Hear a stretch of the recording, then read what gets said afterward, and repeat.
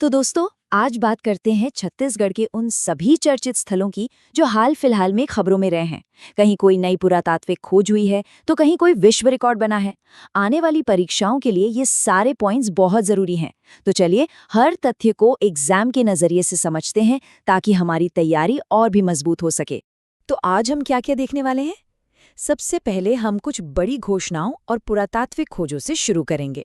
फिर राज्य की प्राकृतिक और ऐतिहासिक धरोहरों की बात करेंगे। इसके बाद पर्यावरण और संस्कृति से जुड़ी पहलों को जानेंगे और आखिर में कुछ ऐसे जरूरी फैक्ट्स पर नजर डालेंगे जो सीधे सीधे परीक्षा में सवाल बन सकते हैं। ठीक है, तो शुरू करते हैं हमारे पहले खंड से। इसमें हम बात करेंगे हाल की कुछ सबसे बड़ी घोषणाओं और ऐतिहासिक खोजों के बारे में जो परीक्षा के लिए बहुत महत्वपूर्ण है। तो पहली और सबसे बड़ी खबर है पर्यावरण से जुड़ी। कोपरा जलाशय को छत्तीसगढ़ का पहला रामसर साइट घोषित किया गया है। ये एक ऐतिहासिक उपलब्धि है। परीक्षा के लिए दो बातें नोट कर लीजिए। पहला, ये बिलासपुर में है और दूसरा, इसकी घोषणा की तारीख 12 दिसंबर 2025 बताई गई है। और ये बात सिर्फ राज्य स्तर तक ही सीमित नहीं है। कोपरा जलाशय देश का 96वां रामसर स्थल बना है। हाँ, बिल्कुल सही सुना, 96th। इस नंबर को खास तौर पर याद रखिएगा, ये सवाल बन सकता है। इसके साथ ही छत्तीसगढ़ अब भारत के वेटलैंड संरक्षण के नक्शे पर आ गया है। अच्छा, जब रामसर साइट की बात हो ही रही है तो चलिए फटाफट इससे जुड़े कुछ बेसिक फैक्ट्स भी रिवाइज कर लेते हैं। ये संधि 1971 में ईरान के रामसर शहर में हुई थी और भारत इसका सदस्य बना 1982 में। ये भी ध्यान रहे कि भारत के पहले रामसर स्थल चिल्का झील और केवलादेव राष्ट्रीय उद्यान थे। और सबसे बड़ा है सुंदरबन, तो सबसे छोटा है रेणुका। ये जानकारी स्टैटिक जीके के लिहाज से बहुत काम की है। अब पर्यावरण से सीधा चलते हैं इतिहास की गहराइयों में। रायपुर के पास आरंग में लोरिक नगरगढ़ नाम की जगह पर हुई खुदाई ने एक पूरी प्राचीन सभ्यता के राज खोल दिए हैं। सबसे बड़ी बात यह है कि यहाँ करीब 2500 साल पुराने सिक्कों का एक बहुत बड़ा खजाना मिला है। अब देखिए, ये खोज सिर्फ सिक्कों तक ही सीमित नहीं है। यहाँ मौर्य, सातवाहन, कुषाण और कलचुरी जैसे कई अलग अलग राजवंशों के सिक्के मिले हैं। और तो और मिट्टी की 9 अलग अलग परतें मिली हैं जो बताती हैं कि यहाँ मौर्य काल से लेकर मराठा काल तक लगातार बसाहट थी। इससे ये भी पता चलता है कि ये जगह मल्हार, सिरपुर, राजिम के पुराने व्यापारिक रास्ते का एक अहम हिस्सा थी। अच्छा, अब एक दिलचस्प सवाल। ये शब्द पंडुम कभी सुना है? इसका क्या मतलब हो सकता है? ये शब्द हाल ही में एक बहुत ही खास पहल की वजह से चर्चा में रहा है। तो इसका जवाब है पंडुम।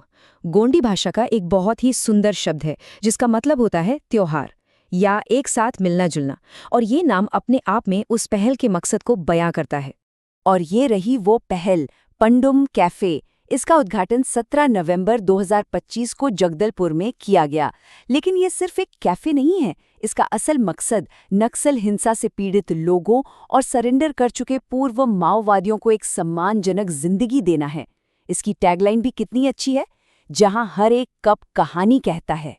चलिए अब अपने दूसरे हिस्से पर आते हैं। इसमें हम राज्य की प्राकृतिक और ऐतिहासिक धरोहरों से जुड़ी कुछ नई और रोमांचक खोजों के बारे में बात करेंगे। बस्तर की कांगेर घाटी तो वैसे भी रहस्यों से भरी है और अब वहां एक और नया अध्याय जुड़ गया है। हाल ही में वहां एक ग्रीन गुफा खोजी गई है। जरा इसकी विशालता का अंदाजा लगाइए। ये 200 मीटर लंबी और करीब 80 फीट तक ऊंची है। ये एक बहुत बड़ी प्राकृतिक खोज है। गुफाओं की बात करते हुए अक्सर दो शब्द आते हैं, स्टैलेक्टाइट्स और स्टैलिग्माइट्स। चलिए इसे एकदम आसान भाषा में समझते हैं। जब गुफा में छत से चूना पत्थर वाला पानी टपकता है तो जो आकृतियां नीचे की तरफ लटकती हैं वो है स्टैलेक्टाइट्स और जो जमीन से ऊपर की तरफ बनती हैं वो है स्टैलिग्माइट्स। और कांगेर घाटी से एक और बड़ी खबर है। इसकी अद्भुत जैव विविधता की वजह से इसे यूनेस्को के विश्व धरोहर स्थलों की अस्थायी सूची यानी कि टेंटेटिव लिस्ट में शामिल कर लिया गया है। ये वर्ल्ड हेरिटेज साइट बनने की तरफ पहला और सबसे जरूरी कदम होता है। जैसा कि हम देख सकते हैं, यहाँ 200 से ज्यादा पक्षियों की और 140 से ज्यादा तितलियों की प्रजातियां हैं। इतिहास से जुड़ी एक और बहुत बड़ी खोज हुई है। उड़ीसा के कोंडापुर से छिंदकनाग वंश के शासक सोमेश्वर देव का 11वीं सदी का एक शिलालेख मिला है। देवनागरी लिपि और संस्कृत भाषा में लिखे इस लेख से इतिहासकार ये अनुमान लगा रहे हैं कि छिंदकनाग वंश का साम्राज्य बस्तर से लेकर उड़ीसा के कुछ हिस्सों तक फैला हुआ था। चलिए अब तीसरे खंड की ओर बढ़ते हैं, जो पर्यावरण, संस्कृति और कुछ बहुत ही अनोखे नवाचारों से जुड़ा हुआ है। ये एक बहुत ही शानदार पहल है। सरगुजा जिले के रोपखार गांव में देश का पहला ग्रामीण गार्बेज कैफे शुरू किया गया है। यहाँ का कॉन्सेप्ट बहुत सरल है। आप 1 किलो प्लास्टिक कचरा जमा कीजिए और बदले में भरपेट पौष्टिक भोजन पाइए। स्वच्छता और पोषण का ऐसा संगम वाकई काबिले तारीफ है। और अब बात एक विश्व रिकॉर्ड की। जी हाँ, बेमित्रा जिले के कड़िया गांव में दुनिया का सबसे ऊंचा ब्रास टावर बनाया गया है, जिसकी ऊंचाई 140 फीट है। इसका डिजाइन पेरिस के एफिल टावर से प्रेरित है और इसे गणेश वर्मा जी ने बनाया है। हमारा अगला खंड आस्था और सामाजिक सेवा को समर्पित है। आइए देखते हैं कि इस क्षेत्र में कौन-कौन से नए केंद्र स्थापित किए गए हैं। यहाँ 2 बिल्कुल अलग लेकिन बहुत जरूरी सामाजिक केंद्रों की बात हो रही है। एक तरफ है नवा रायपुर में बना शांति शिखर, जो ब्रह्म कुमारीज का एक ध्यान केंद्र है। वहीं दूसरी तरफ है सियानगुड़ी, जो बुजुर्गों के लिए एक डे केयर सेंटर है। इसका पहला सेंटर कोरिया जिले के बैकुंठपुर में शुरू किया गया है, ताकि हमारे बुजुर्गों को एक अच्छा सामाजिक माहौल मिल सके। 5वें खंड में हम बात करेंगे छत्तीसगढ़ में पर्यटन को एक नई ऊंचाई देने के लिए जो नई पहलें की जा रही हैं उनके बारे में। पर्यटन को बढ़ावा देने के लिए जशपुर जिले में 25 मार्च 2025 को 3 नए सर्किट लॉन्च किए गए हैं। ये 3 सर्किट हैं आध्यात्मिक, प्राकृतिक और साहसिक पर्यटन। इस टेबल में दिए गए प्रमुख स्थलों के नाम याद रखना परीक्षा के लिहाज से बहुत जरूरी है। और एंटरटेनमेंट इंडस्ट्री के लिए भी एक बड़ा कदम उठाया जा रहा है। रायपुर के पास चित्रोत्पला फिल्म सिटी बनाने का प्रस्ताव है।